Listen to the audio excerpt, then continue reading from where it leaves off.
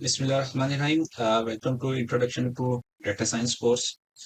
इस वीडियो में हम समझने की कोशिश करते हैं कि डाटा साइंस क्या है, वो कैसे और क्यों की जाती है। बेसिकली जो इस वक्त डाटा साइंस ज़्यादा इम्पोर्टेंस इसलिए इख्तियार कर गई है कि जो डाटा इंटरनेट पे जनरेट होता है that is about 1.7 MB for पर ह्यूमन पर सेकंड।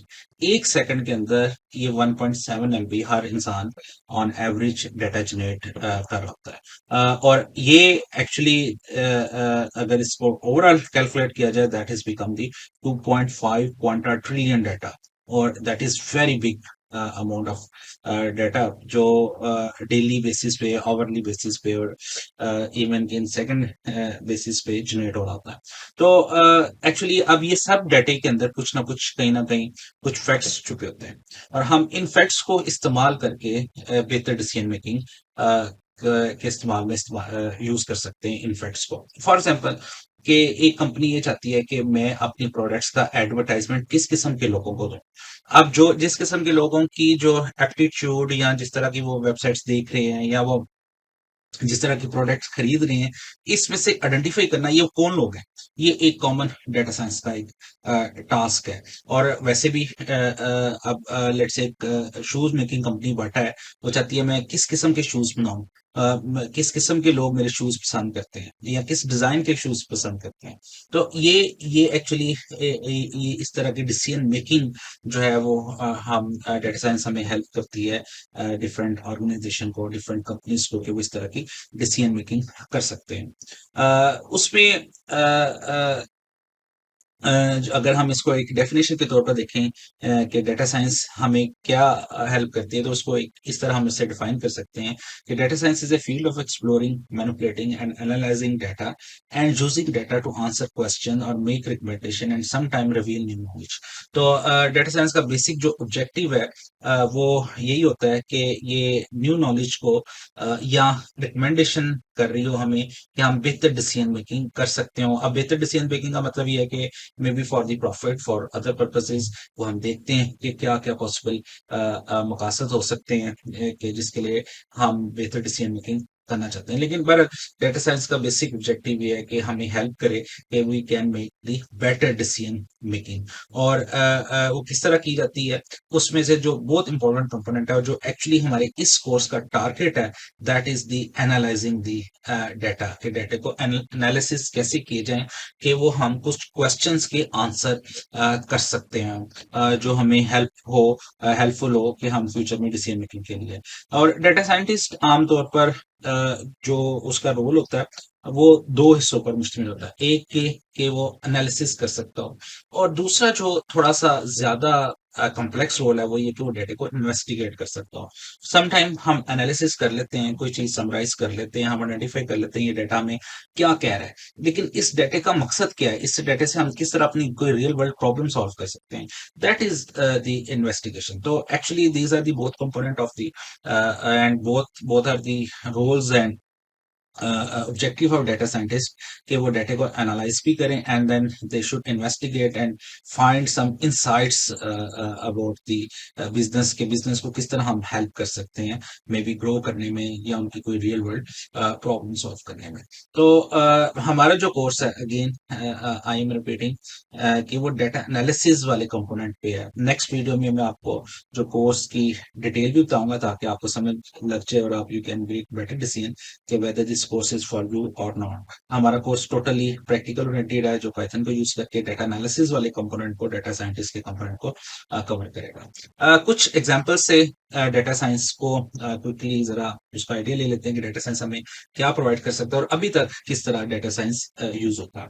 अब इसमें मैंने 3-4 एग्जांपल्स नोट किए, और ये तमाम एग्जांपल मैंने जो है IBM के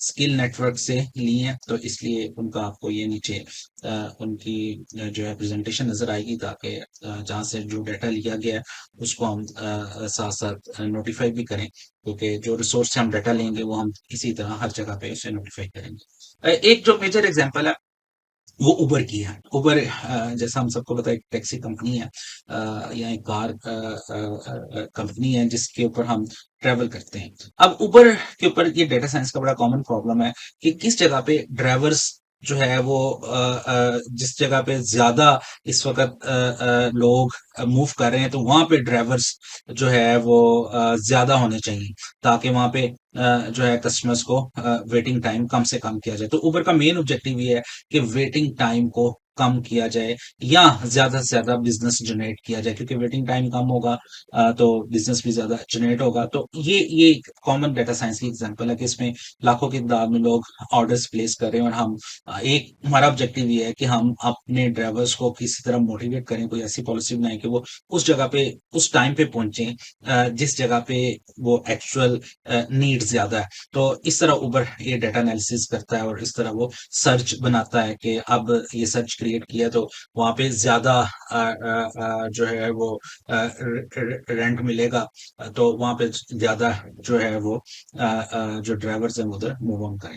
इसी तरह एक दूसरी एग्जांपल, बड़ी कॉमन एग्जांपल है टोरंटो ट्रांसपोर्टेशन कमीशन जो है, ये इन्होंने एनालाइज किया कि एवरेज डेली जो कम्यूट टाइम है ट्रैफिक की कंजेस्शन की वजह से 4.5 आवर्स के करीब टाइम वेस्ट हो जाता है लोगों का, जो है वो ट्रैफिक की कंजेस्शन की वजह से। तो उन्होंने डेटा एनालिसिस किए, उन्होंने आइडेंटिफाई किया कि हम अगर डिफरेंट सिग्नल टाइमिंग और डिफरेंट रूट्स को चेंज करें तो हम डेटे को ट्रैफिक के भाव को बेहतर बना सकते हैं। 1 साल या 2 साल के अंदर उन्होंने इस एनालिसिस के बाद जो टाइम वेस्टेज है उसको 4.5 से 3 के अराउंड कर लिया, और फाइनली उन्होंने 4 से 3-4 सालों के अंदर इसको एक कंप्लीट एक स्मूथ एक ट्रांसपोर्टेशन सिस्टम में कन्वर्ट कर दिया। और ये this is the one of the success story of the data science, के डेटा साइंस की वजह से ये काम किया जा सकता है। इसके अलावा जो कम्पिटिटिव एडवांटेज के लिए भी डेटा साइंस यूज होती है। फॉर एग्जांपल नेटफ्लिक्स एक जो है वो टीवी शोज है। अब नेटफ्लिक्स ने कौन सा टीवी शो बनाना है, कौन सा टीवी शो ज्यादा चांसेस हैं वो सक्सेसफुल हो, या किस टाइमिंग में, समर के अंदर कौन सा ज्यादा बेहतर चलेगा, विंटर के अंदर कौन सा बेहतर चलेगा, किसी खास डेट्स के अंदर कौन सा टीवी शो या कौन सी सीरीज या कौन सा जो है वो किसके सक्सेस के चांसेस ज्यादा हैं। तो नेटफ्लिक्स को एक्चुअल प्रोबेबिलिटी पहले पता होती है कि ये अगर वो हाउस ऑफ कार्ड्स का नया सेशन नया सीजन आएगा तो उस सीजन की कितने परसेंट चांसेस हैं कि वो सक्सेसफुल हो।